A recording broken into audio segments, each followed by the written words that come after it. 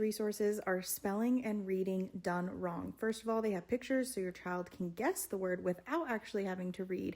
And they're not using the part of the brain that they need to use in spelling to actually become good readers and writers. When we are learning to read and write, there are different parts of our brain that is actually firing off so that we can learn to read and to write. These parts of the brain are the phonological assembly, the orthographic processor, and the phonological processor.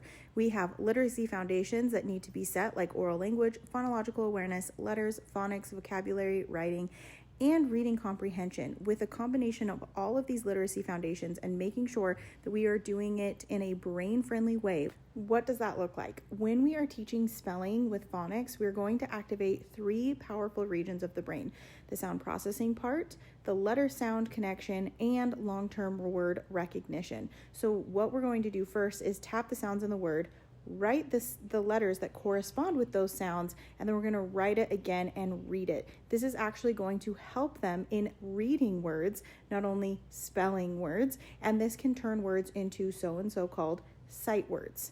So when you are practicing reading words, you don't want them to be able to guess the word with the picture, so we might be able to match it with a picture to gain understanding of what that word is. And then when we're reading words, we really just want to focus on the sounds of each letter and not using pictures as a crutch so that your child isn't guessing what the word is. When we are reading and spelling, we want to use resources like this. If you are only having your children read words and you're using pictures as a crutch, you are doing it wrong. You need to make sure that your child is practicing the spelling component, and it will make them a better reader and a better speller. You want to make sure that you are teaching the phonics patterns and then having them read and spell with them. And I have a bunch of resources on my website that help you to practice these skills in a brain-friendly way. I now have your guide to teaching letters, your guide to teach reading for beginning readers or struggling readers, and games that will go along with everything that I am talking about. Just check it out on K3homeschoolfoundations.com,